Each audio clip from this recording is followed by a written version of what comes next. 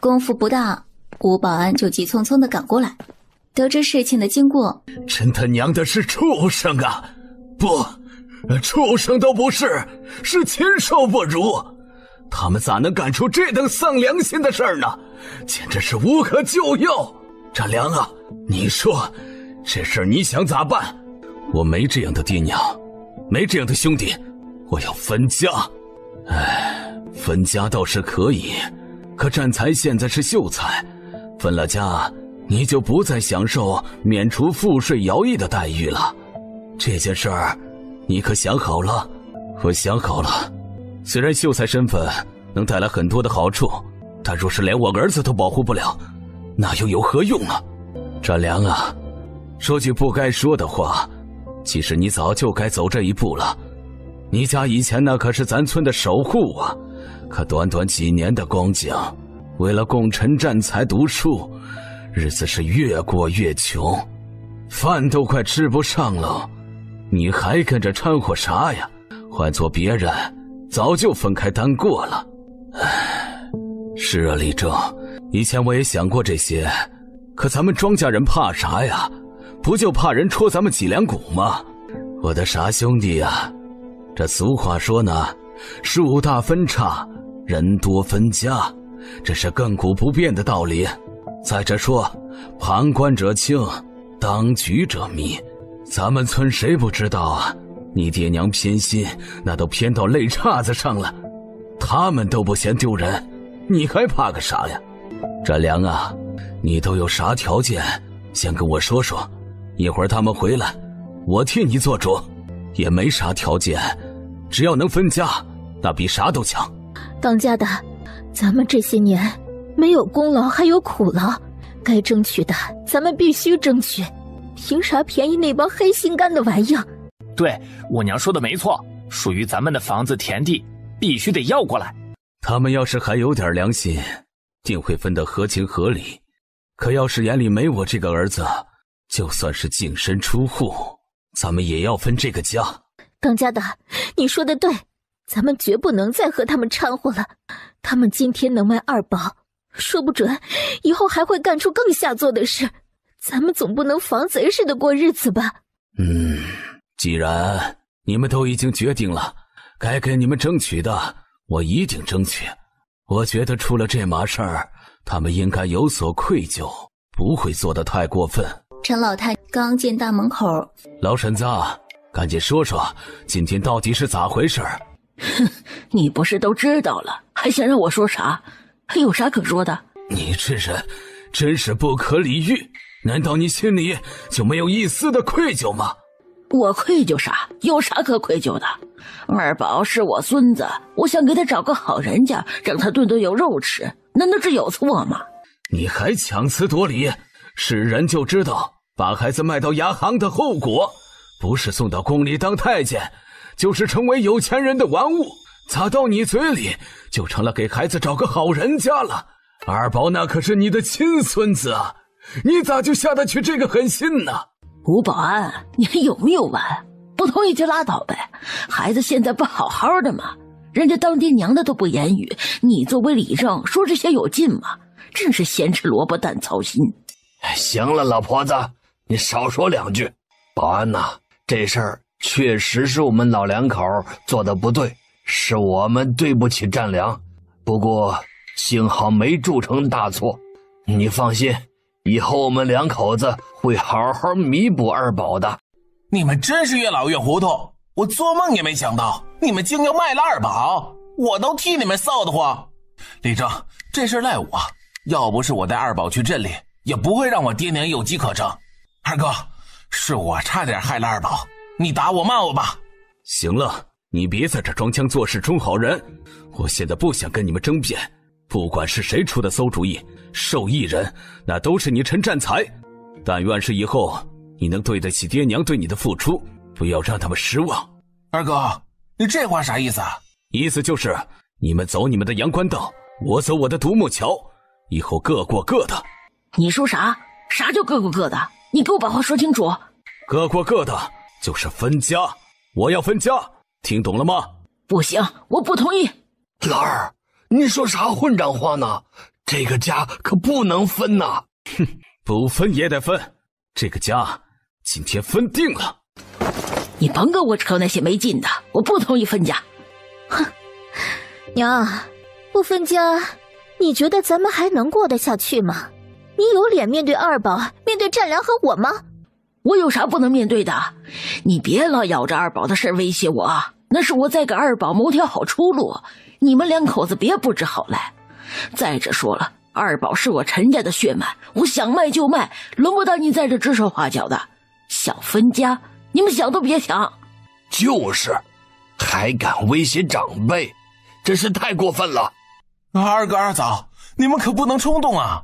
虽说爹娘今天这事办得不咋光彩，可你们也不至于如此咬着不放吧？常言道，人非圣贤，孰能无过？他们可是生养咱们的爹娘，有啥说不开的话，解不开的疙瘩，非得撕破脸闹分家。你们这么做，不是诚心要逼死爹娘吗？你少在这说风凉话，要不是为了你，咱家也不会落到如此地步。娘，你要是实在舍不得我，咱们不分家也行，但作为一家之主，你们必须要做到一碗水端平。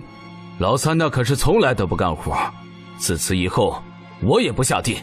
老三家有人读书，我们二房也得有人读书，就让二宝进书院，书修费用由你们承担。你要是同意，我就不分家。我爹说的对，凭啥这些年的好处都让三房得了？以后我们二房也要如此。你们想屁吃呢？还想让我出银子供你们孩子读书？二宝有那个脑袋瓜子吗？还用分家威胁我？你们真是大逆不道！亏你想得出来，老三不下地，那是他要读书，你还想不下地干活？你咋不上天呢？二哥，你也不看看二宝长没长那个脑袋，他一天天就知道吃，能干啥？既然你们不同意，那就没啥好说的，这个家必须得分。李正，今天就劳烦你帮忙做个见证，帮着写上一份分家文书。老婶子，你看这家该怎么个分法？保安，你这啥意思啊？有你这么当理政的吗？人家都劝和不劝分，可你咋还巴不得人家分家呢？是不是看我们家日子好了，你羡慕嫉妒恨呐？行了，老婶子，你就别蛮不讲理了。咋回事？你心里比谁都明白。俗话说，树怕伤根，人怕伤心。树根伤了活不成，人心伤了暖不回呀。强求的事不顺，强求的人不长啊。这其中的道理你应该也懂。既然战良提出来分家，必是经过深思熟虑，不是一时的冲动，你就痛快点儿，免得磨磨唧唧的伤感情。不行，我不同意，你少在这给我讲人生大道理，我丢不起这个人。你不同意拉倒，就算不分家，我们也要搬出去住，绝对不会跟你们掺和在一起。你个不孝的东西，赶紧滚出去，我没你这样的儿子。战良，你到底要干啥呀？爹娘今天做的事儿是不对，可你也不能狠心闹分家呀。爹，不是我心狠，是你们欺人太甚。你们从来就没把我当成儿子来对待过，我没你们这样的爹娘，孩子也没你们这样的爷奶。陈老汉自知理亏，无言以对。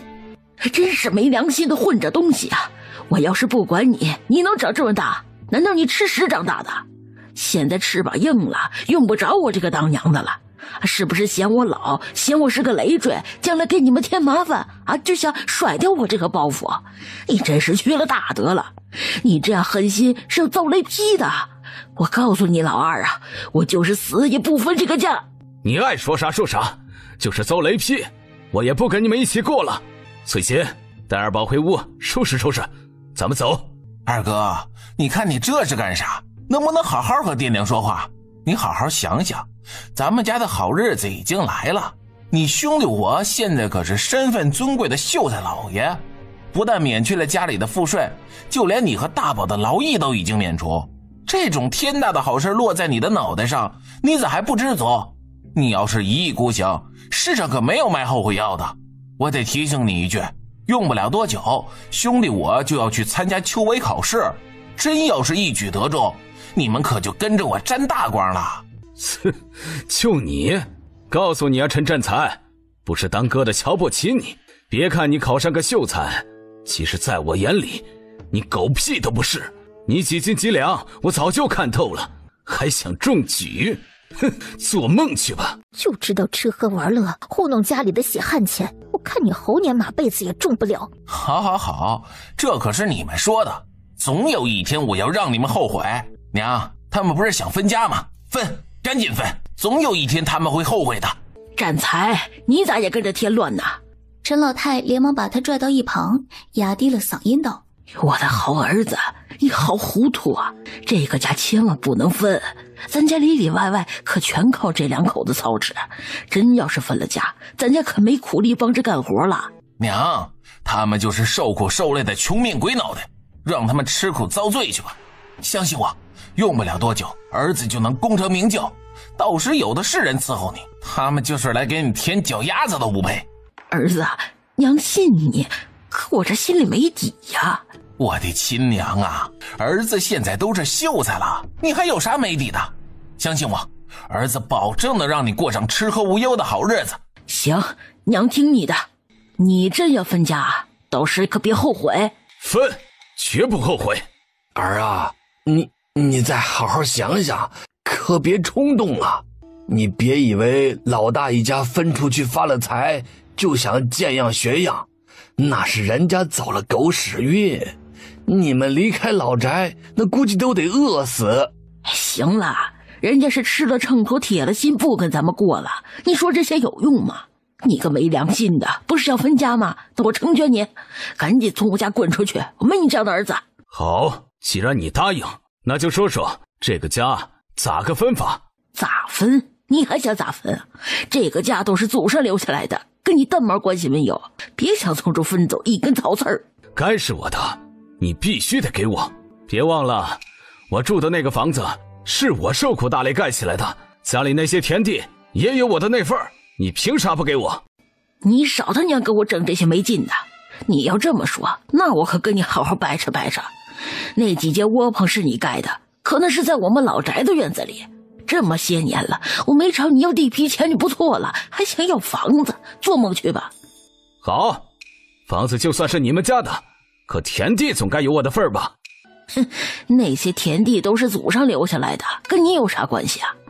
实话告诉你，我就是啥都不想给你，你能拿我咋着吧？你这人还讲不讲道理啊？房子你不给我们，田地你还不想分给我们，你让我们住哪儿？我们以后吃啥喝啥，靠啥生存呢？哎呦喂，你扯着脖子叫那啥？是你们先提出来要分家的，我管你们住哪儿，管你们吃啥，饿死你们这些狼心狗肺的玩意更好。行了，老婶子，有事出事，你张嘴闭嘴就骂人。占良两口子没啥框外的要求，就是想得一处房子，然后再分几亩地，这不挺好解决的事情吗？你咋能不给人家呢？不给就是不给，这可就是你的不对了。到哪儿去说你都不占理，真要是传扬出去，那你倒是无所谓。可占才身份特殊，名声比命还要重要，人家就会说他有个蛮不讲理的亲娘，你这可就是在给占才脸上抹黑呀。听吴保安这么一说，陈老太心里咯噔了一下，还真是大意了，咋把这事儿给忘了呢？娘，吴保安说的没错，他们不就是想分点东西吗？你给他们点，咱们不能为了这点小事儿毁了我的名声。放心吧，娘知道咋办。看在李正的面子上，我就退一步，房子肯定不给你们，西山那片4亩沙地分给你们，这样就行了吧？你可真会精打细算呐！西山那田地年年都是白受累，就算是遇到年景好的时候，也就是勉强能收个1担粮食，你这还不如不给我们呢。你爱要不要拉倒，我还舍不得给你呢。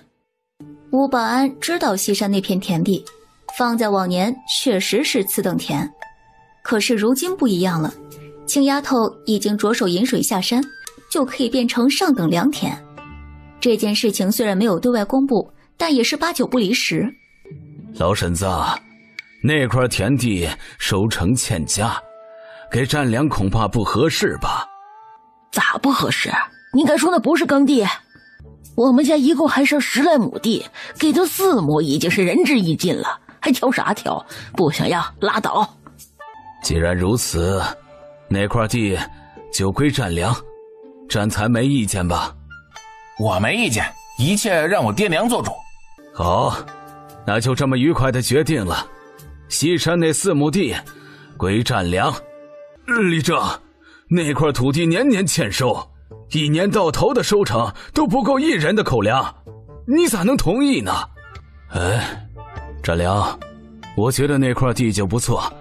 再说你们家里就剩10来亩地了，你爹娘能分给你4亩，那就不少了，你还挑个啥呀？这……他想不明白吴保安葫芦里卖的是什么药。那就有劳李正帮着写份分家文书了。老婶子，你看田地分完了，这房子是不是也该分一下？要不占良他们一家也没地儿住啊。我都说了，房子肯定不给他们，他们爱住哪住哪，我管不着。哼，房子我不要了。李正，你赶紧帮着写文书吧。好吧，那我这就给你们写分家文书。你先等等，既然是他们要分家，那我也得提出点条件才行。你还有啥条件？陈占良，我是生你养你的娘，这辈子你就是欠我的，别以为分家你就没事了，你必须给我养老钱。养老钱？陈占良一怔，你想要多少？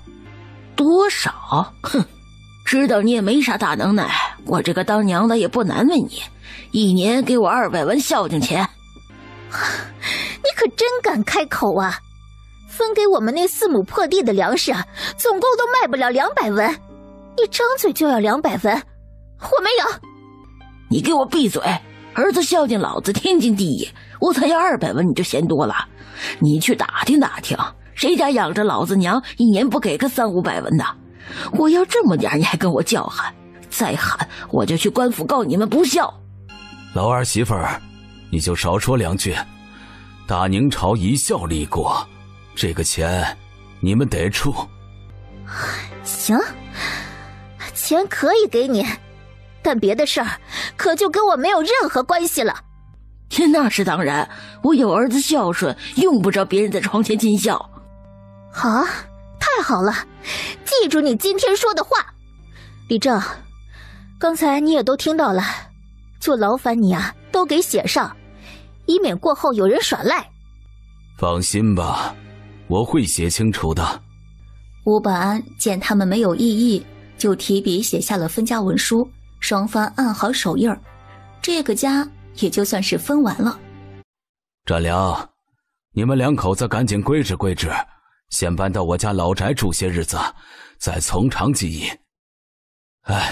好，那就真是谢谢李正了。崔琦，你和大宝赶紧回屋收拾一下，咱们这就搬出去。好，我这就去。孙氏转身刚进屋，陈老太随后就跟了上来，冷哼了一声。我告诉你，是你们的东西可以带走，不属于你们的休想拿出这个屋。他刚要把屋里的半袋粮食拎出屋子，陈老太一个箭步窜到近前，狠狠地夺了过来。放下，别动我家粮食。你还讲不讲理啊？这些是用大宝赚来的钱买回来的粮食，你凭啥不让我们带走啊？你说凭啥？凭这是我家。我告诉你，除了你们身上穿的衣物，其他一样都甭想带走。你真是太过分了！我家的东西我必须拿走。老头子快来呀，有人抢咱家粮食，赶紧过来帮忙啊！老二家的，你要干啥呀？赶紧撒手，不然我跟你玩命！紧随其后的吴保安把陈老汉拽了出去。哎呀，钟厚书，你赶紧外边待着去，别在这添乱了。老婶子，人家收拾东西，你跟着瞎捣啥乱？赶紧放手！凭啥？这是我家的粮食，谁也甭想带走。你这人咋不讲理呢？你说啥呢？啥叫我不讲理啊？我告诉你，我最讲理。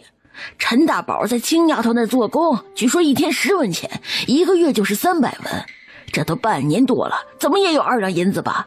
可他1文钱都没上交，现在想拿走粮食，就把大宝赚的钱拿出来平分，不然这袋子粟米他们甭想拿走。大宝赚的钱我没权利支配，至于这粮食，我们不要了。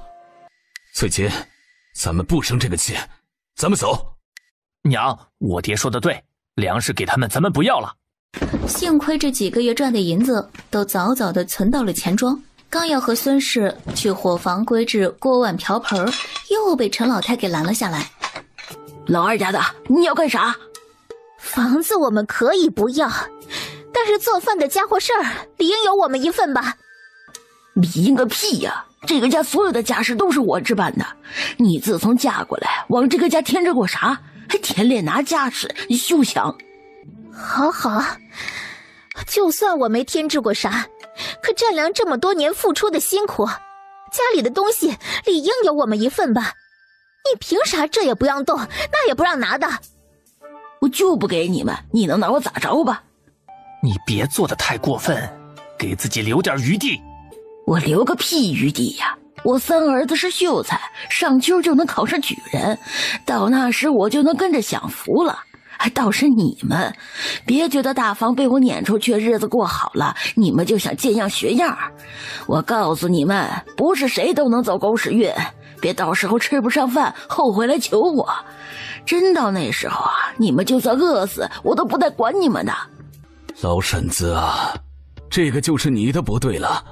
占良家的拿点煮饭的家伙事儿，你咋能拦着呢？你这么做，不就是在为难占良他们吗？我就难为他咋了？反正分家文书上没写给他们锅碗瓢盆，到哪说我都不理会。你要是这样说，我可要重新再写份文书才行啊！哪有你这么办事的？吴保安，你啥意思？拉完屎还得往回坐的，有你这样当理政的吗？我告诉你，吴保安，只要分家文书上没写的，啥都没他们的份儿。行了，这没你啥事儿，该干啥干啥去，别在这跟着瞎搅和。哼，你可真是太令人失望了。我还失望呢，养了这么个不孝的东西，为了个孩子竟然跟亲娘老子闹分家，他就是忤逆不孝。翠琴，咱们走，东西不要，咱们照样能过日子。当家的，你说的对，这些破烂我还不稀罕呢。看着他们转身离去的背影，陈老汉紧皱着眉头。老婆子，你真是糊涂啊！咋又把家给分了？这往后的日子可咋过呀？少他娘在我跟前哭3个脸，这事能怨我？是那个遭天杀的闹分家，你不愿意当时干啥去了？咋不放个屁呀？现在咋过呀？咋过呀？你说咋过？一看那不孝的东西，你活不了了是吧？咦，你看看你，我就只随口这么一说，你咋又骂我呀？我这不是觉得老二他们不是东西，尽惹你生气吗？你这人就是欠骂，整天就马后炮的能耐。当时干啥去了？就那混着东西伸脖子瞪眼睛闹分家，你抡起棍子就揍，我就不信他敢炸刺儿。你倒好，跟人家缩头王八似的，响屁都不敢放一个。人家走了，你来能耐了。你要是想替我出气呀，现在拎着棍子找他们算账去，打死他们，我陪着你坐牢去，你敢吗？行了，老婆子，你消消气，你别说说就急眼，我咋舍得让你跟着我去坐牢呢？瞅你这副软骨头，我这辈子真是眼瞎了，在你这么个3脚踹不出个响屁的玩意儿，赶紧滚一边去，看着你就闹心。真他娘的有病，有气就会往我身上撒，这叫啥鸟人呢？娘，你看你这是干啥？家已经分完了，咋还这么大火气？气坏了身体，儿子会着急的。哎呦，我的好儿子，娘不是生气，娘是着急呀。家是分完了，可咱家以后这摊子活计谁干呢？娘，你别担心，有儿媳在，保证饿不死你。娘，刚才我在屋里边都看见了，他们不管你，我管你。以后咱家所有的活计都包在我的身上，我保证把你和我爹伺候的是舒舒服服、美美乎乎。哎，我的好儿媳呀，你不会诓娘的吧？娘，你说的这叫啥话？我如花吐个唾沫是个钉，长这么大连狗都没骗过，我骗你干啥？不管是洗衣服、做饭，还是蒸馒头、炒蛋，啥活计都难不倒我如花。好好，你要是这样说，那娘以后可都指望你了。放心吧，娘，你现在就是瘫在了炕上，我也不嫌弃你，保证啊一把屎一把尿，把你好好的伺候走。这孩子哪儿都好，就是嘴上没个把门的。占财就喜欢我直来直去的性子，是吧，老公？没错，就喜欢你直来直去，感觉就是不一样。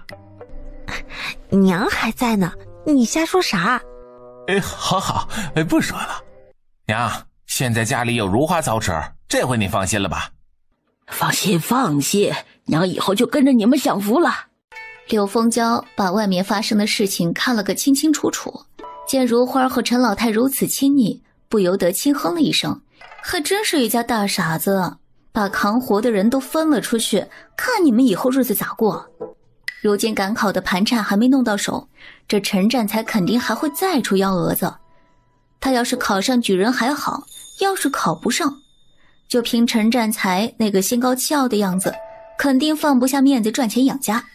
到那个时候，陈家恐怕得去要饭吃。看来他得为自己早做打算。这往后的日子可咋过呀？你别犯愁了，俗话说老天爷饿不死瞎家巧，这办法总会有的。明天我就去找活干，保证让你和孩子吃饱肚子。当家的，那就辛苦你了。哎呀，你还跟我客气啥？不过今天你和孩子就得挨饿了。以前也不是没挨过饿，一顿两顿不吃啊，饿不死。这个时候，大宝从外面走了进来，见爹娘满脸的愁容，他把准备好的1两银子递到了孙氏面前。爹娘，你们别担心，我以前说过，只要咱们和老宅分家单过，我就能养得起你们。这些钱你们拿着，明天去镇上买粮食锅灶。不，大宝，你快收起来，这都是你辛辛苦苦做工赚的钱，娘不能要啊。娘，啥辛苦不辛苦的？儿子现在可是堂房的管事，青青姐已经给我涨了工资了，1个月2两银子呢。2两银子？大宝啊，青丫头待你可不薄，你可不能昧着良心赚那黑心的钱呐。是啊，大宝，你娘说的对，做人呐，啥都能丢，唯独良心不能丢，你可不能胡来。你们想哪儿去了？青青姐真的给我涨工钱了，不信你们可以问她。以前咋没听你说过啊？没告诉你们，我是怕你们嘴快，被我爷奶知道。要是让他们知道我赚这么多钱，他们能轻易分家吗？肯定会想方设法打我的主意，所以我才没告诉你们。你呀，倒长了点鬼心眼儿，比你娘我强多了。那是自然，我青青姐告诉我，靠谁也不如靠自己，只要我好好干，用不了多久，咱也能盖上3间青砖瓦房。到时候我也让你们跟我大伯大娘一样，想吃啥就买啥。行了，娘，你也别跟我客气，赶紧把钱收起来。大宝啊，这些钱娘先用着，等以后娘一定还你。对，这钱必须得还。爹娘，你们咋还和我客气？家里的柴米油盐做饭的家事，你们都不用操心，我一会儿去找青青姐借。你青青姐平时待你不薄，再去麻烦人家，是不是有点不好呀？是啊，要不咱们就先饿上几顿，别去麻烦人家了。爹娘，青青姐可没那么多事儿，你们就别管了，在家收拾一下，烧烧炕，我去就回。大宝说完出了屋子，陈青青便带着小鱼回了家。姐，你们是在哪儿找到的二宝啊？在牙行找到的。牙行？陈寒知道这牙行是专门拐卖人口的地方，不由得大吃了一惊。这些人真是太缺德了，咋能把二宝卖到牙行呢？那二宝现在咋样了？没挨打吧？幸亏我们去得及时，二宝没招啥罪，但是也被那些人吓得够呛。陈占才真不是个东西，当初为了能读书，主意打到你头上，如今更是昏了头了，想要卖二宝。这次我估计你二叔二婶彻底寒了心，不能轻易就这么算了。娘，我三叔想要卖的不是二宝，今天早上他硬拉着我去镇里，幸亏我反应快逃脱了。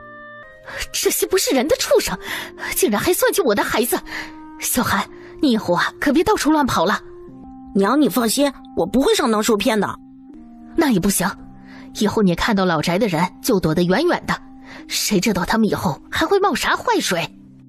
娘，你放心，小韩分得清好坏善恶，不会被坏人得逞的。刚来到院子，就见他坐在石阶上，看着远处发呆。小鱼，你在想什么呢？小鱼动了动嘴唇，他想说出实话，想告诉陈青青他已经恢复了记忆。他怕把真相说出来，陈青青不会再像以前这样对他，毕竟他身份特殊，还是不说的好。他又装起了傻。我没想啥，我就想娘子最想干什么？是最喜欢当商人赚钱吗？当然不是啊，你为什么会这么问？小鱼沉默了。自打他醒来以后，就知道陈青青一直在忙着制糖卖糖，忙的是不亦乐乎，所以以为他喜欢赚钱，喜欢当商人，便在心里做了一个决定，只要他坐上那个位置，他就要让他成为大宁朝最有钱的大富商。因为娘子知道我最爱吃馄饨，所以我也想知道娘子喜欢干什么。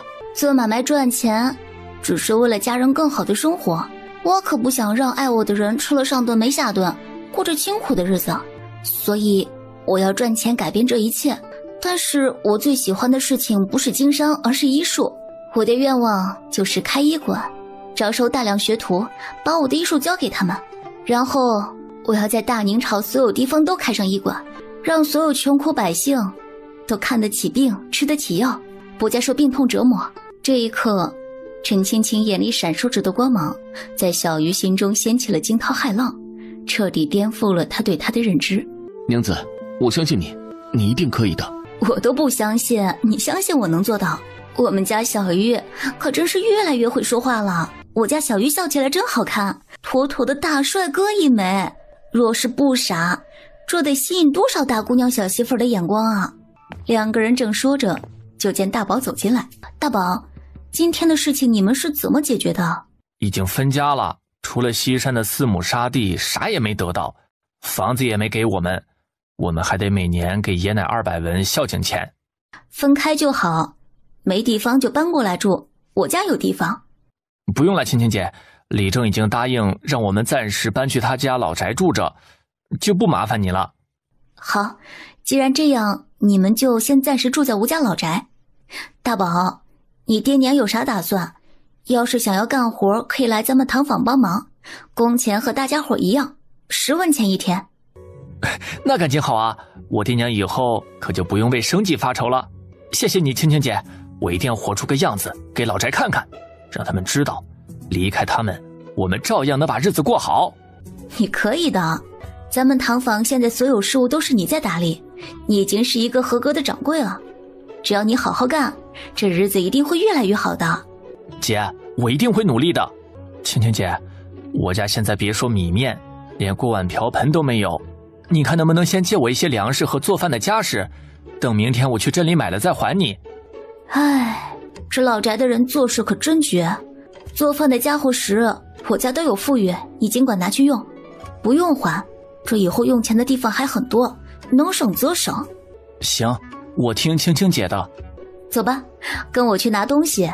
来到厨房，陈青青知道刚分家时的不易，把常用的家伙食都给拿上，随后又把粟米、精米、各种油盐调料等一股脑地装进竹筐里，这才和大宝朝着吴家老宅走去。真良，我知道你不想分家，为难你了。唉，翠琴啊，这些年让你跟着我受苦了。苦不苦都过来了，你说那些干啥？只要跟你在一起啊，啥都不苦，一切都会好起来的。对，你说的没错，一切都会好起来的。爹娘，我青青姐来看你们了。啊，青丫头来了，快，屋里坐。谢谢你，亲丫头。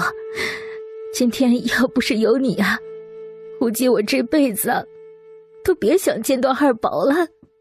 二婶儿，你别这么说，还是二宝有福气，遇到2个仗义之士出手相助。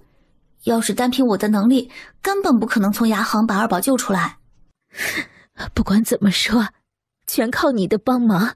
要不是你提议去牙行看看呢，我们根本就想不到那些黑心肝的玩意儿竟要把二宝卖给人牙子。行了，翠翠，别在这站着了，赶紧带青丫头进屋里坐。对，赶紧进屋。孙氏来到了里屋，看到大宝和小鱼从肩上卸下满满一竹筐的东西，又是眼眶一红。亲丫头啊，二婶都不知道该怎么跟你说啥了，你真是帮了我们家的大忙啊。是啊，你咋拿来这么多粮食啊？我们都不知道咋感谢你了。二叔二婶儿，你们别和我客气，想当初我们被撵出来没吃的，是你们偷偷接济我们，现在你们分家，我帮你们也是应该的，谁让我们是一家人呢？对，一家人。二婶没看错你，你是个有良心的好孩子。爹娘，我姐可说了，你们要是愿意，可以去堂房做工，每天10文钱。啊，真的，亲丫头，你真想让我去堂房做工？二叔二婶儿，只要你们愿意去，堂坊随时欢迎你们。哎呦，真是太好了！要不是你奶拦着呀，我早就想去堂坊做工了。我也愿意去。好，明天你们直接过去，大宝会给你们安排工作的。亲丫头啊，我还得求你点事儿。啥事儿，二婶儿？你直说就成。是这么回事儿，西山那4亩沙地分给了我们，虽说那田地年年欠收，可我们也不想生荒了。村里人不都争先种甜菜吗？我也想在那4亩地上种个试试。你看能不能分给我们点种子呀？是啊，这几天村里的人都在种甜菜，我和你二婶商量了，你那要是还有多余的种子，我们那几亩地也种上甜菜。爹娘，你们这不是添乱吗？甜菜种子都是我青青姐按照报名的土地购买的，现在哪还有多余的？你们就是想种，也得等明年了。我们就是做不了主，不然早就去报名了。既然你们想种甜菜，那我明天去问问李正，看看谁家有剩余的种子，要是有，我再给你们送过来。好，那感情好呀。对了，二宝怎么样？用不用给他开几副安神的药？不用，二宝没事儿，已经在西屋里睡着了。没事就好，这么小的孩子遇到这种事情，心里难免会留下阴影，你们还是要多陪陪他，和他多说说话，别落下心结。这种事啊，放在咱们大人身上都害怕的要命，更何况一个孩子呢？当时得有多绝望，想想我就心疼。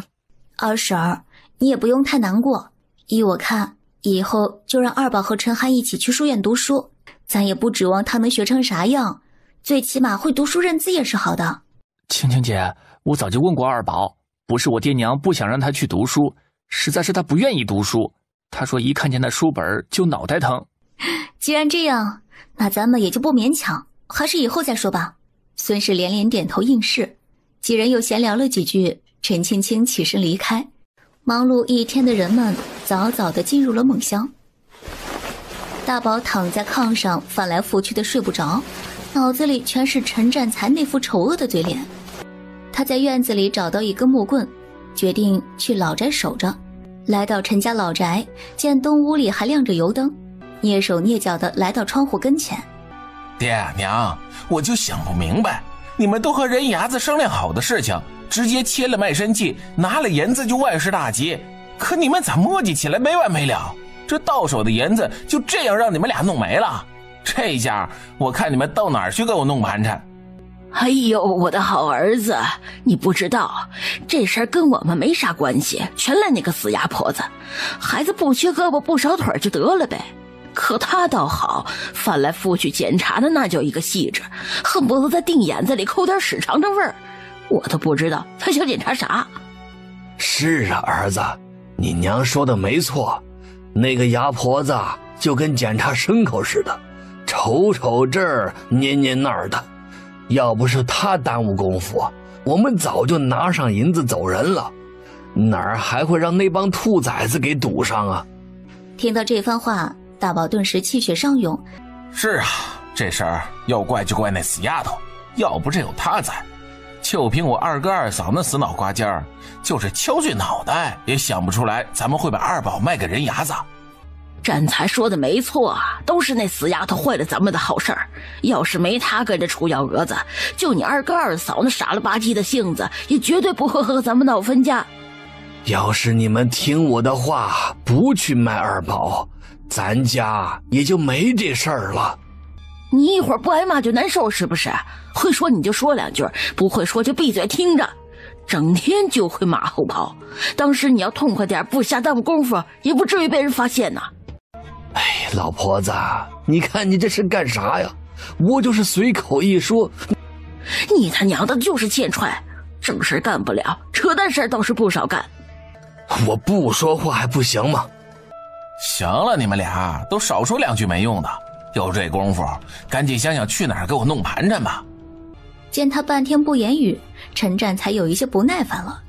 娘，现在时间紧迫，你赶紧想办法弄银子，我提前2个月就得赶路，真要是耽误了科考，儿子的仕途，你们的荣华富贵可就都成泡影了。好儿子，这些娘都懂，可现在娘真想不出啥好办法了。还有我的亲娘，你这么聪明的人，咋能被这点小事难住呢？儿子，你这话啥意思啊？娘，你好好想想，咱家还有什么值钱的东西？咱家能有啥值钱的东西？除了破盆烂罐子，再就是……儿子，你是说咱家那6亩地？娘不愧是聪明人，这是一点就透。这不行吧？咱家可就剩这6亩田地了，要是卖了，咱家可啥都没有了，往后咱们一家子吃啥？是啊，战才，那些土地都是咱们老祖宗起早贪黑千辛万苦留下来的祖业呀，千万不能再卖了。你们真是目光短浅，没远见，只看到眼前的这么大点的利益，不就是几亩田地吗？你们有啥难以割舍的？卖地换钱是为了让我光耀明媒，而不是去吃喝玩乐。只要儿子能重得举人，钱财就会如潮水般涌来。到时别说区6亩田地了，儿子许你们2天白请，这样总行了吧？你说的倒是轻松。俗话说，吃不穷，穿不穷，算计不到就受穷。你要是中了举人还好，可万一失利咋办呢？没地没粮，那咱们家喝西北风去呀！哎呦，我的亲爹呀，不怨我娘总是骂你，就你这人哪儿都好，就是嘴不济，哪有那么多万一啊？你就不会说点吉利话呀？可不是呗，就你这臭嘴吃屎了，胡说八道啥？我告诉你，儿子真要考不上，非撕烂你这张臭嘴不可。我就是不同意卖土地，你们都跟我瞪啥眼睛啊？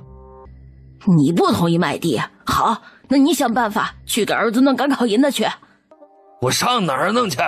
你这不是难为人吗？你看，一说正事就麻爪了吧？这个家要是没我，就你这样的都得饿死。这个自以为是的败家老娘们儿，要不是她夺短专行，这家里的日子也不至于过得现在这个穷样。这个家我就没做过主，你们爱咋地咋地吧。瞅你这死德行，儿子，俗话说前留3不好走，后留3不好行，你看能不能这样？咱们家不是有6亩地吗？那就卖一半，既有了钱让你去科考，咱们还能有点田地维持生计，你看这样行吗？陈占才一听没言语，在心里合计，3亩地正常价就是30两银子，路上除了吃喝拉撒杂七杂八的费用，15两银子绰绰有余。可是要到烟花柳巷去领略一下传闻中的外域风情，这点银子远远不够消遣的。娘，你还不知道，从咱们这儿赶往宁静，一路上翻山越岭，趟水过河，一来一回就得2-3个月的时间。在家千门好，出门处处难，不管干什么都得花钱。真要是走到半路，儿子没钱回家，再饿死荒野，就算种得举人又有何用啊？占才，娘说的不无道理，要不咱们就卖3亩地吧。姐姐，你说的这话我可不爱听啊！相公既然有把握考上举人，咱们还留那几亩破地干啥用？留着你种啊！你胡说啥？我哪会种地啊？这不得了！既然你不会种地，那就应该听相公的话，把地卖了。万一要是考不上举人，全家吃啥喝啥，到时候难不成去讨饭啊？姐姐，你这是怀疑咱们相公的能力啊！就算是真的考不中，以咱们相公的能力，在镇子里边随随便便就能找个教书的营生，那也能赚钱养家呀。难道不比种那几亩地强啊？如花说的对，明天就去把6亩地全卖了，必须给我儿子带够足够的盘缠。谢谢娘，我就知道你最疼我了。跟娘还客气啥？以后娘可全指望你了。放心吧娘，有儿子在，保证让你后半辈子衣食无忧。老头子，明天你得跟我去找吴保安。我就是个没用的废物，整天就会马后炮，我能去干啥？还是你自己去吧。你看你，让你干正事又拿捏上了。我要是能签字画押，还真就不用你去。哎，谁去谁去，反正我不去。我真是给你脸了。我再问你一句，你到底跟不跟我一起去？我去还不行吗？我得出去方便一下。大宝见机会来了，连忙躲了起来。陈占才走进茅房，肆意地释放了起来。大宝见时机已到，猛地抬起了腿，用尽全身的力气，狠狠地踹在陈占才的屁股上，只感觉身子一空，扑通一声，掉进了1丈来深的屎坑里。他被刺得恶心的头晕眼花。爹娘，凤强，如花，你们快来救我呀！快熏死我了！陈大宝看到陈占才这副狼狈样，心里一阵痛快，转身便跑出了院子。你快出去看看，儿子叫我啥呢？老婆子，你又不是不知道咱儿子的毛病，他每次蹲茅房啊，嘴里都是哼哼唧唧的，不用去瞅，准是火大，憋得他难受呢。你说的对，知道的他是火大，不知道的还以为他掉屎窖了呢。明天给占才弄点生鸡蛋喝，给他下下火。知道了，娘。娘，我听占才好像喊救命，他不真掉到屎窖里了吧？哎呦，我的好儿媳，这咋可能的事儿啊！占才都多大人了，这要上个茅房能掉屎窖里去，那不成大笨蛋了？娘，你说的不对，我得出去看看。相公，你在哪儿？你上完茅房了吗？如花，快来救我，我掉粪坑里了！哎呀妈呀，相公，你咋真掉到屎窖里了呀？你别大惊小怪的，赶紧把我拉出去，我快被臭死了！哎，你先等等啊，我去找人。爹娘，你们快来呀，占才掉到屎窖里了。咋了，如花？你说占才咋了？我的个娘哦！你赶紧到茅房里瞅瞅去，占才掉屎窖里出不来了。啥？占才真掉进去了？哟，这叫啥事儿啊？咋能掉那里头去？还不得臭死啊！行了，你们都别在这儿戳着了，赶紧去把占才捞出来吧。就看到陈占才跟个屎人似的站在粪坑里。哎，你这倒霉孩子，都多大的人了，咋还能掉粪坑里呢？爹，你少说2句吧，赶紧把我弄出去，这味儿太上头了。你赶紧的，快把咱们相公弄出来。姐姐，你说的简单，这粪坑有1丈来深，我又不能下去，咋把相公救上来呀？你力气大，站在粪坑那2根横木上，应该就能够够到相公的手。我可不去，万一我再掉下去可咋办？老头子，你赶紧想办法把儿子弄出来呀！再耽搁下去，非得臭死不可。我是想把儿子弄出来啊，可这也没办法下手啊。你个死老头子，都怨你，没事把粪坑挖那么深，人掉进去爬都爬不上来。你这人啊，可真够能赖的。咋出了啥事都怨我呀？谁没事往屎窖里掉啊？你瞎呀？咱儿子不就掉进去了吗？哎呦，我的妈呀！你这人还讲不讲理了？也不是我把儿子推粪坑里的，你赖我干啥呀？谁让你是我爷们儿？我不赖你赖谁？爹娘，我求求你们别说了行不？赶紧把我弄出去，这里面不止恶心，闻时间长了真能出人命啊！你们都别往后躲，赶紧上手啊！柳凤娇连连摇头。哎呀，娘，茅坑太深了，这黑灯瞎火的，万一咱们再掉下去，可就麻烦了。要不去村里喊几个年轻力壮的人过来帮忙吧？来不及了，没听站台现在说话都快没气儿了吗？赶紧的，都上去搭把手，我给你们照亮。娘，那地方根本没法下脚，还不如找根粗点的棍子，让战才爬出来呢。哎，对，这个办法好，你赶紧找个长点的木头。好，我这就去。儿子，赶紧的，顺着这根木头爬上来吧。陈占才本就弱不禁风，再加上都已经熏得快要迷糊了，使出吃奶的力气也没有爬出来。爹，不行，儿子没力气了。你再试试，加把劲儿。是啊，儿子，你可要挺住啊！相公，你坚持住，我去找根绳子拉你出来。好，你赶紧去。此时躲在陈家房顶上的小鱼把这一幕看的是清清楚楚。大宝是个好样的，为了出气居然想出这么恶心人的损招。小鱼眸子暗了暗，秀才掉进茅坑，只要是没人看见有点可惜，不如帮他养养名。从怀里拿出火折子，扔进了一小堆秸秆里。来人呀，快来人呀，走水了！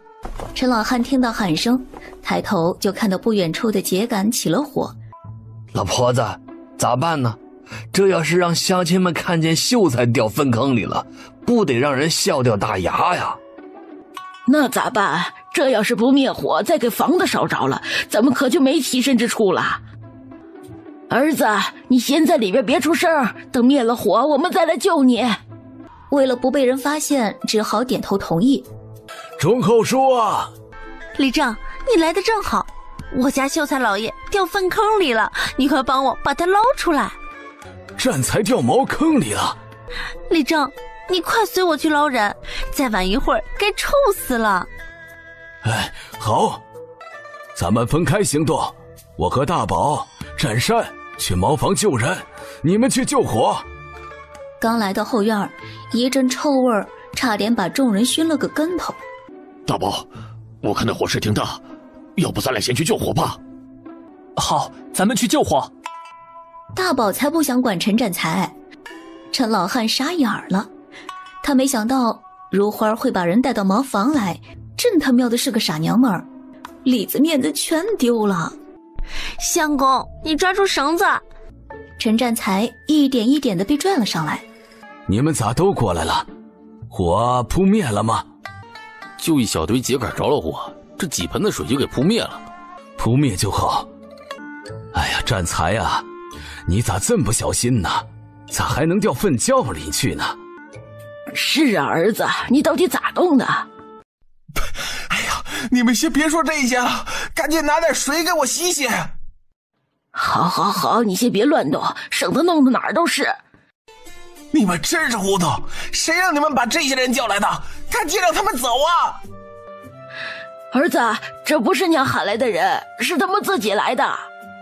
是啊，占才，不知道咋回事，咱家房后那秸秆垛着火了，李正他们是帮着来救火的。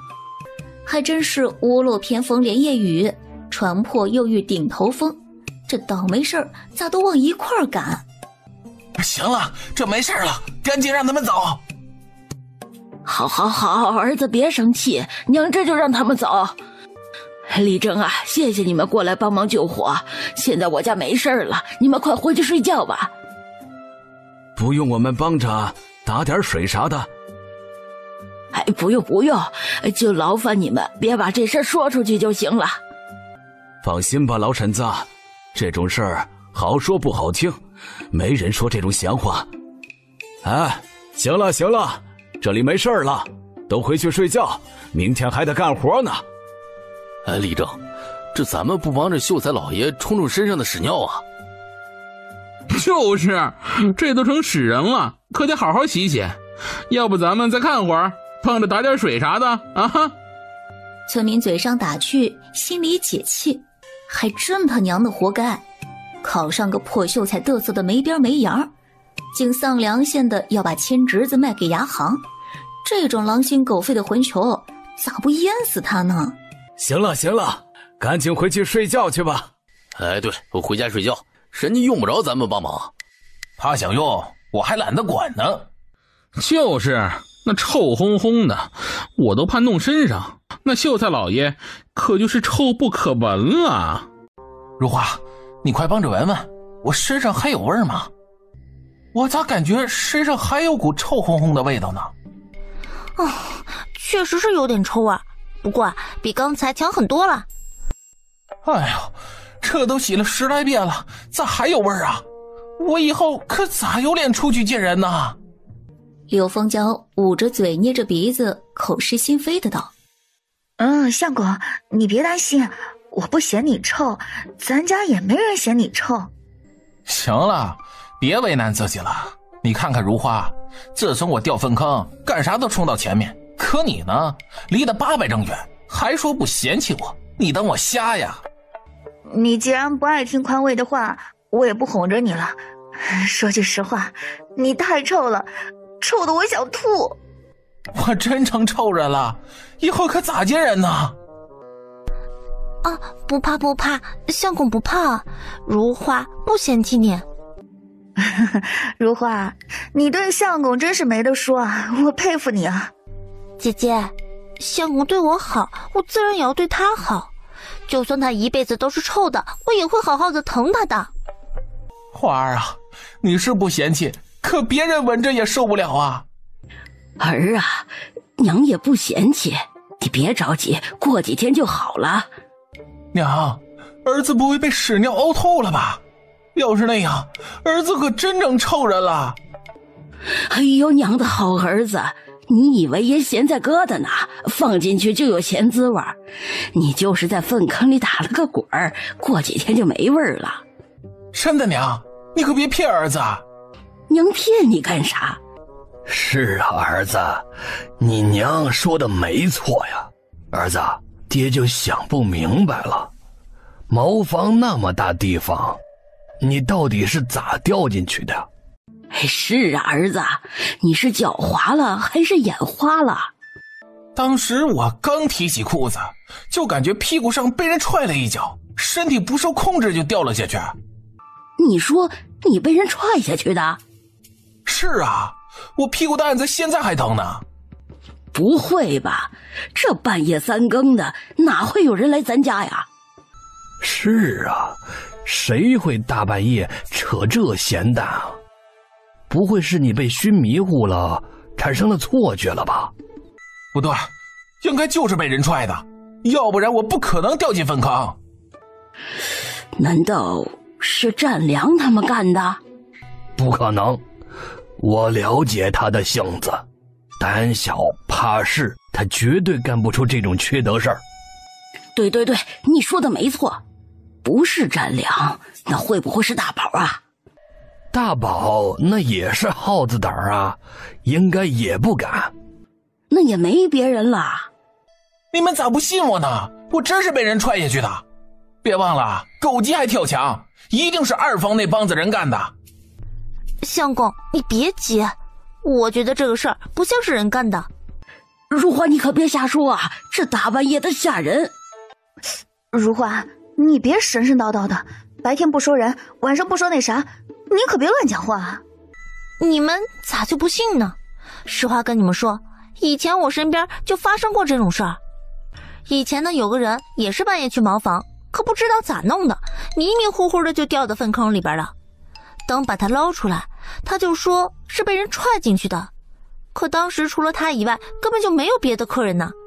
所有人也没有在意，以为是他睡迷糊了，不小心掉进去的。可是没过几天呢，又掉进去了一个人。老鸨迫不得已就找了个明白人帮着看看，不看呐不知道，一看就吓一跳，这叫鬼舔腚。如寡你可别说了，我害怕。发生了何事？追风单膝跪地禀告道：主子，京都那边传来消息，对外宣称您重病之事恐怕要瞒不住了，各方势力伺机而动，朝堂上已经乱作一团，西越国北夷国军队在边关蠢蠢欲动，试图想侵犯我大宁朝疆土。你要是再不露面，唯恐太子殿下将会有动静了。小鱼淡漠一笑：不过都是些跳梁小丑，本王还不放在眼里。至于太子殿下，无妨，让他再蹦跶几天。楚锦轩啊，你让我承受的痛苦，我定让你100倍偿还。你最在意的位置，我要让你永远都得不到。主子，现在形势紧急，不宜再耽误下去，属下恳请主子速速回京都。小鱼皱了皱眉，没有说话。这几天他一直在纠结，要不要把自己真实身份告诉那丫头。竹月知道他在顾虑什么，忙道：主子，你是不是担心陈姑娘？要不就带她一起回京都，她医术了得，留在身边或许对你有益。不行，她与我有救命之恩，我还未报答，怎能让她陷入危险？准备一下，即刻启程。属下早已备好快马，就等您发令了。先等一等，调动王府暗卫的令牌可随身带着？带着呢。主子，你要它有何用？小鱼接过令牌，轻轻地松了一口气。当作信物留下，将来若他遇到麻烦，可带此物来寻找。万万不可，这乃是调动龙隐安卫的令牌，仅此2块，给了陈姑娘，恐怕会引来不必要的麻烦。无妨，我信他。小鱼身子一闪，已经几步开外。准备快马，我去就会。小鱼紧握着玉佩回到房间，四下打量，眼底都是浓浓的不舍。在这里他无忧无虑，没有勾心斗角，没有尔虞我诈，还有人关心他。如果可以，他真的想永远下去，永远的留在这里。可是不能，太子的虚伪面孔需要他亲手撕开，暗杀投毒，这个仇他必须得报。小鱼拿出一张纸，刷刷几下写完，把玉佩压在上面，头也不回地出了屋子。南山村外，追风逐月已经等候多时，3个人骑上快马，朝着盛京的方向而去。盛京皇宫里，皇帝楚耀瑞坐在书桌前，脸色阴沉。宁王怎么还不回京啊？赶紧派人快马加鞭，去安阳县传诏，让他给我快点死回来。程老将军见龙颜震怒，连忙双膝跪地。启禀皇上，宁王得了重疾，不宜长途跋涉，这不然也不会耽搁这么久。这都半年多了，到底是何晚期？再不回来，就让他死在那里吧。西越国率兵骚扰我边境，边境守卫严重失职，他若是再不归来，恐怕边境有变啊。皇上，请允许老臣带兵前往，臣定不辱皇命，好好教训教训西越小儿。太子楚锦轩微微低着头，心中冷哼。西越国边境挑衅，乃是他和柳相国的计谋，为的就是让皇帝焦头烂额，还等着宁王回京。哼，一个死人还怎么回来救驾？楚锦轩掩去眼底的得意之色。父皇，远水解不了近渴，儿臣恳请父皇下旨，儿臣愿意前往出兵镇压西越国。楚耀看着太子，眼里盛满了失望。自宁王去安阳县失踪，这个儿子是越发的欢实，结党营私，暗中发展势力，铲除异己，司马昭之心路人皆知。他已经得到了消息，宁王已死，就是他这个好儿子让人散布的谣言。宁王失踪他早已知晓，难不成真的已经死了？不，他不相信。宁王这么优秀，太子根本不是他的对手。可是那孩子重情，或许中了太子的诡计。不可能，程老将军已经得到密报，说是宁王已经找到了，只是还不能回京。无论如何，他也不能轻举妄动，他要等。玄儿，你自小身子羸弱，边境那苦寒之地，你受不住，还是在京都管理京中事务吧。是，儿臣遵旨。好了，都退下吧，边境之事，明日再议。楚耀无力地挥了挥手，楚景轩躬身退了出去，心中腹诽：哼，父皇，你在这个位置上坐太久了，也该轮到儿臣了。现在西越国、北夷国大军压境，就是为了让你焦头烂额。你那能征善政的宝贝儿子已经见了阎王，还想等着他威震边境，我就给你机会。要是拿不出好的计策，儿臣就来个清君侧，取而代之。一日一早，陈寒要回书院读书，陈青青早早的起床，来到小寒房间，把昨夜准备的养阳粉交给陈寒，叮嘱他遇到危险可用，不可害人。陈寒点头应是。林氏早已准备好早饭，见姐弟二人来到饭厅，连忙招呼：快过来吃饭了。你们先吃，我去喊小鱼。去吧，这孩子最近有点不对劲儿，也不知道啊是不是想起啥了。陈青青微微皱眉，这几天小鱼确实有一些不太对劲，时常愣神发呆，也不像以前这般勤快。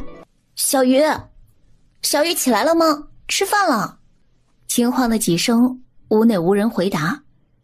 陈青青推门而入，炕上的被子叠得整整齐齐，人已不见踪影，心里不禁纳闷儿，这么早人去哪儿了？这个时候瞥见桌上放着一块墨色的玉牌，下面还压着一张纸。陈青青顿时一怔，难道小鱼恢复了记忆，不辞而别？他拿起玉牌，发现是一块通体墨色的牌子，上面刻着龙影二字。陈青青迟疑片刻，这才拿起桌案上的信纸。青丫头，展信安好，喊了你半载有余的娘子，还望你莫怪我这般称呼。蒙受元首救我于生死之际，赋予我重生之机，此等大恩，我自当竭力报答。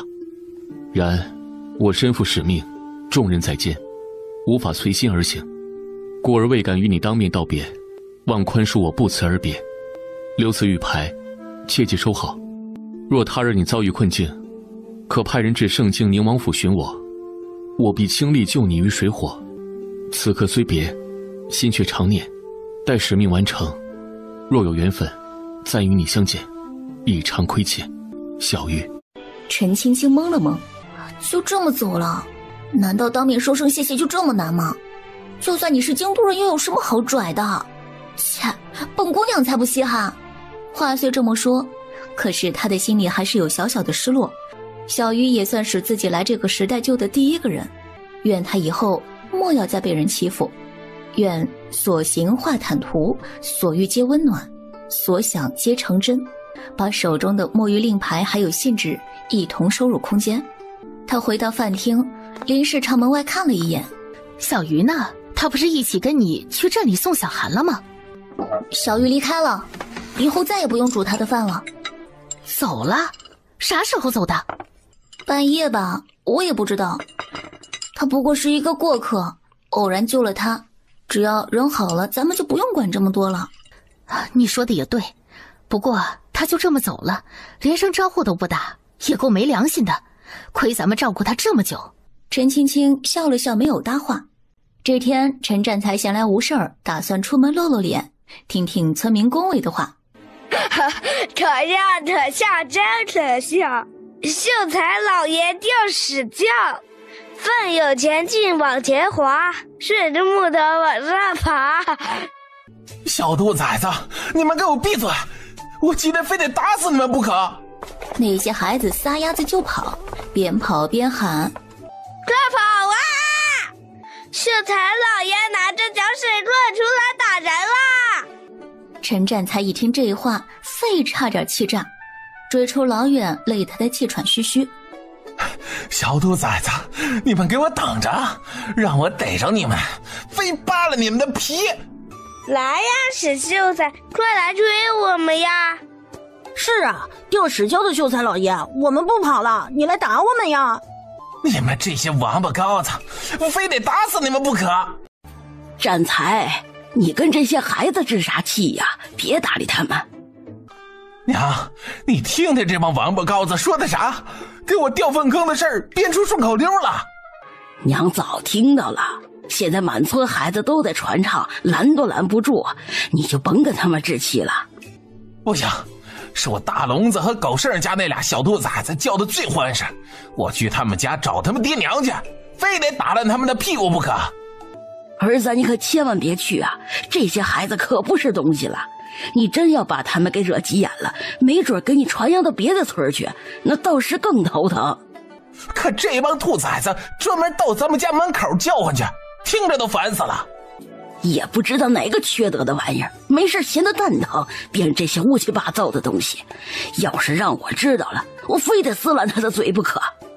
小孩子那肯定是编不出来这恶心的调调的，要我看，准是有人故意想要恶心咱儿子。老头子，你说的对，没准就是那死丫头干。陈老太想都没想，率先想到的就是陈青青。我就想不明白，那天晚上除了咱家几口人以外，没人知道细节啊。可他们咋跟亲眼看见似的，还整什么差点害了秀才命，原来遇见狗舔腚，别人是咋知道这些的？儿啊，这有啥奇怪的？你的那个如花哪儿都好，就是嘴不济，走到哪儿说到哪儿，村里人能不知道吗？这个败家玩意儿，我都跟他说了多少次了，让他别有的没的瞎嘚吧，可他就是改不了这臭毛病。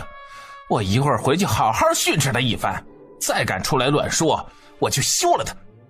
好儿子，你可别说如花呀，咱家现在里里外外全靠他一个人干活，你真要把他说急眼了，可没人伺候全家老小了。爱说就让他说去吧，等以后你中了举人，咱们家大业大的也就不让他随便出门了。娘，你说的对，就先随他去吧。娘，你和我爹去找吴保安咋样？他把地卖了吗？哎，卖了，钱都拿回来了，一共60两银子，这些够你路上用了吧？够，应该够用了。陈占才眼睛顿时就亮了，连忙伸手接了过来。还别说，吴保安办事效率倒是挺快，昨天说的，今天就把地给卖了。唉，儿子啊，咱家现在可是锭眼毛光，啥都没了，爹娘可就全都指望你了。是啊，儿子，你这次可得加把劲儿，争取中个举人回来，娘可就等着给你享福了。爹娘，你们把心放在肚子里，儿子绝对不会让你们失望的。走，咱们回家，今天好好庆祝一番才行。时间飞快，一晃半个月就过去了。我大哥呢？他还没有回来。没有，兴许是有事耽搁了，再等等吧。说好这个月回来，可是一拖再拖，这都过去4、5天了，还在给吴氏人白干活，他是不是傻？你大哥可不傻，他那是实诚。真要是店里的生意忙不过来呀，他肯定不好意思甩手就走，还是再等几天吧。是啊，我大哥就是太憨厚，总是抹不下脸面。过几天他要是还不回来，我就去找他，要不然他可没日子回来。陈青青早已经想好了，爹娘已经有了生活来源，尽快再帮陈峰开一家饭馆，这样他就可以放手去做自己想做的事情了。